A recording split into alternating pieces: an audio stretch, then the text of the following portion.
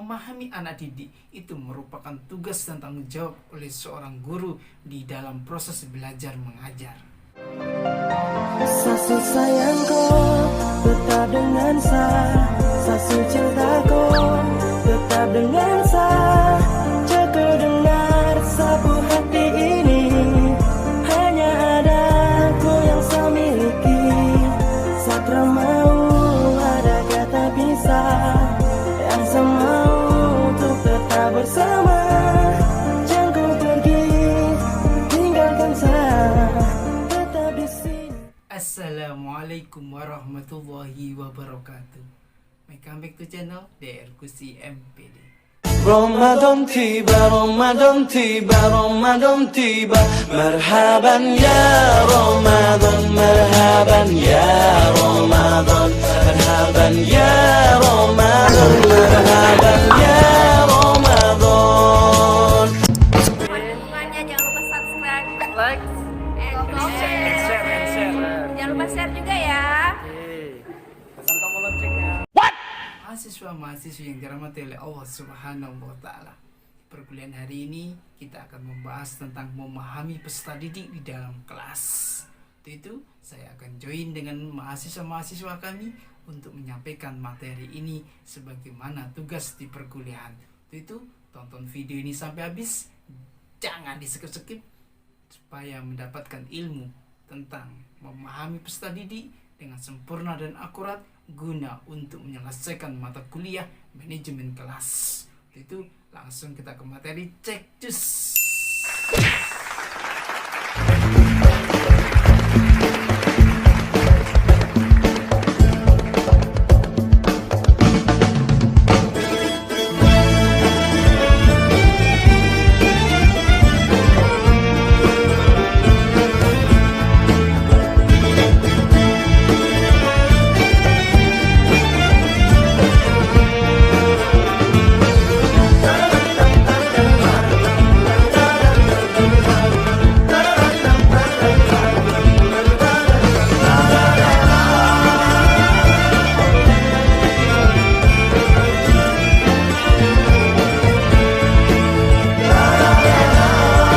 A few moments later. Memahami anak didik itu merupakan tugas dan tanggung jawab oleh seorang guru di dalam proses belajar mengajar. Seorang guru harus mampu untuk memahami peserta didiknya ketika seorang guru hendak memberikan ilmunya kepada peserta didiknya. Karena peserta didik itu adalah manusia yang butuh untuk diperhatikan bagaimana dia bisa menerima pengetahuan yang akan diberikan oleh seorang guru tersebut. Maka dari itu, seorang guru mempunyai kewajiban untuk memahami peserta didik sebagaimana yang akan disampaikan oleh beberapa mahasiswa-mahasiswi kami berikut ini. Oke, kali ini kami akan membahas tentang definisi pengembangan peserta didik. Sebelumnya, apa sih pengembangan peserta didik itu? Jadi secara sederhananya, pengembangan peserta didik merupakan suatu upaya yang dilakukan tenaga didik untuk mengembangkan peserta didiknya yang akan mereka didik. Pengembangan peserta didik ada dua media, yaitu dilakukan di dalam non-formal dan formal. Sebelum mereka mengembangkan peserta didik mereka harus tahu karakteristik apa saja yang ada di dalam kelas tersebut. Karena ada beberapa murid yang memiliki sifat yang berbeda-beda. Ada yang nakal, ada yang sangat pasif, ada yang sangat aktif. Dan dari segi pengingatannya juga, ada yang mudah menghafal, ada yang sulit menghafal. Begitu pula dalam metode pembelajarannya. Ada yang dominan kegerakan, ada yang dominan dari pendengaran, dan ada dominan penglihatan. Karena sesungguhnya, jika kita sebagai tenaga peserta didik mudah memahami karakteristik yang akan kita didik, kita akan lebih mudah lagi untuk mengembangkan mereka untuk menjadi lebih baik lagi. Karena tujuan dari pengembangan peserta didik merupakan pengembangan dari peserta didik yang statis menjadi lebih dinamis lagi. Dalam perencanaan pembelajaran sangat dibutuhkan kemampuan, keterampilan, dan kejelian desainer pembelajaran untuk menganalisis situasi dan keadaan tertentu siswanya. Setiap siswa dan kelompok kelas memiliki karakter dan kemampuan yang berbeda. Sehingga perlakuan yang sama terhadap semua siswa dan kelompok kelas justru akan mengakibatkan kurangnya maksimal proses pembelajaran. Oleh karenanya, salah satu tahap penting dalam proses perencanaan pembelajaran yang penting adalah melakukan analisis karakteristik siswa. Di sini ada, menurut Imam Al-Ghazali, karakteristik ialah sifat yang tertanam di dalam sifat dan jiwa seseorang, sehingga mudah sikap, tindakan, dan perbuatan tersebut akan terpancarkan secara sopan. Sedangkan menurut KBBI, karakteristik yaitu mempunyai sifat khas sesuai dengan perwatakan tertentu. Menurut Smaldino dan kawan-kawan dalam jurnal Analisis Karakteristik Siswa pada tingkat sekolah dasar halaman 191 sampai dengan 192, ia mengemukakan ada 4 faktor penting yang harus diperhatikan dalam menganalisis karakter siswa. 4 faktor penting yang harus diperhatikan yaitu 1.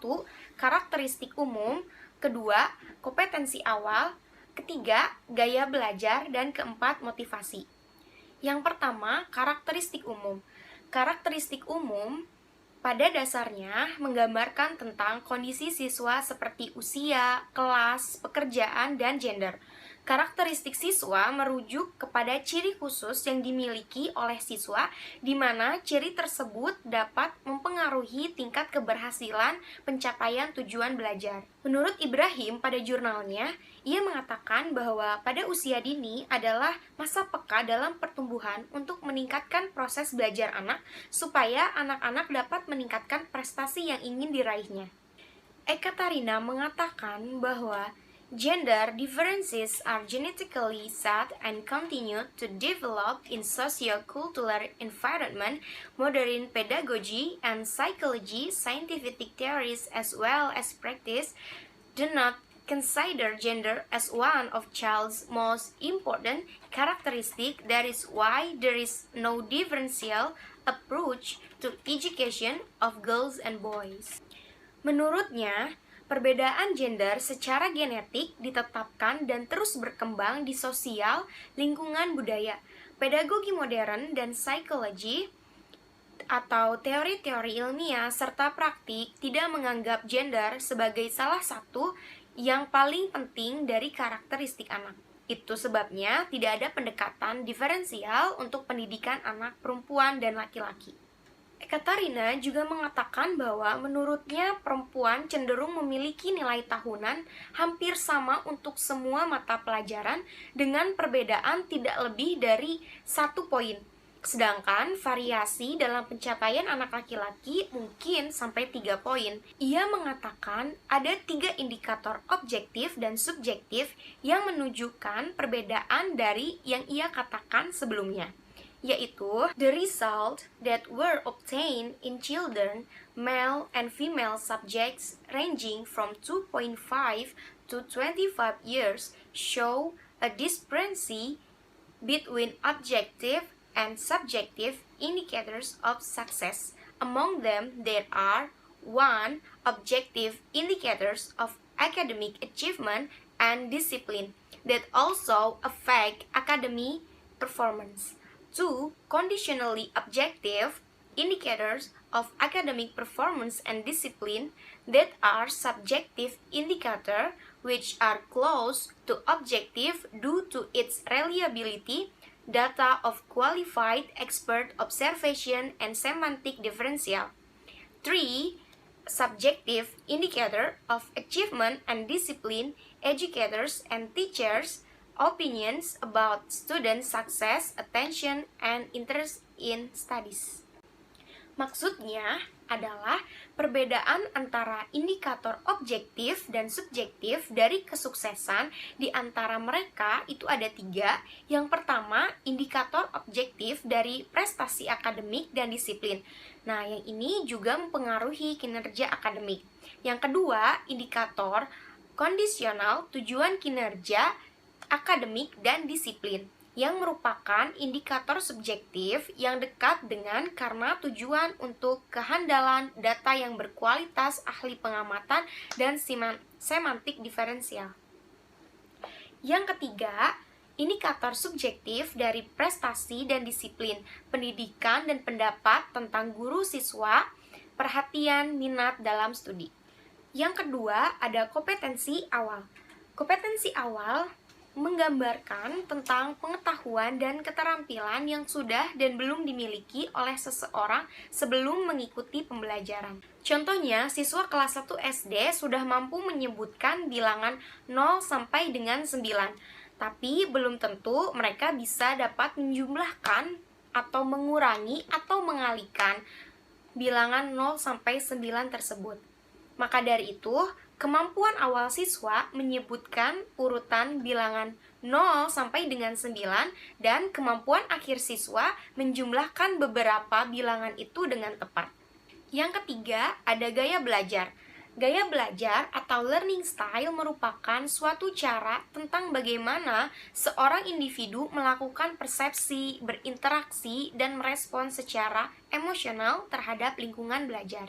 Klasifikasi gaya belajar individu didasarkan pada kemampuan dalam memahami jenis informasi tertentu, yaitu ada 3 gaya belajar. Yang pertama, auditif, kedua visual, dan ketiga kinestetik. Auditif yaitu siswa bisa mendapatkan informasi melalui mendengar.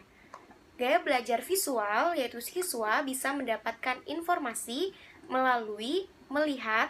Dan kinestetik yaitu siswa bisa mendapatkan informasi melalui pergerakan.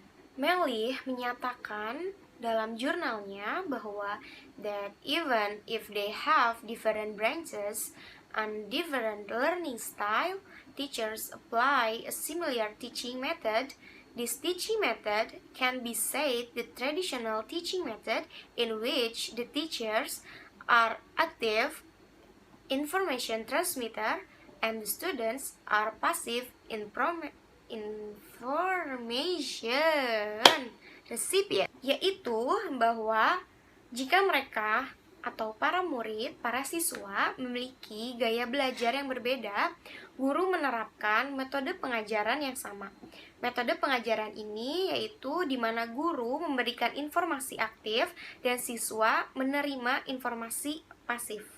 Kuchikoskan menyatakan bahwa motivation as the sum of the effort meant for mobilizing the individual towards one or more particular goals and for ensuring the continuity of this movement, yaitu motivasi dapat diartikan sebagai kondisi yang dapat mendorong individu untuk melakukan suatu tindakan dalam rangka mencapai tujuan atau bahkan menghindarinya. Motivasi dapat dikategorikan ke dalam motivasi intrinsik dan motivasi ekstrinsik.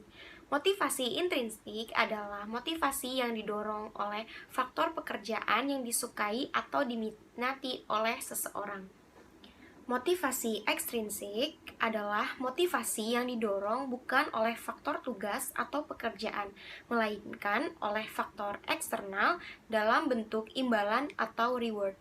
Lalu, ada teknik analisis karakteristik siswa. Tujuan dari analisis ini adalah untuk memperoleh informasi tentang profil siswa yang akan mengikuti program pembelajaran di sekolah dasar.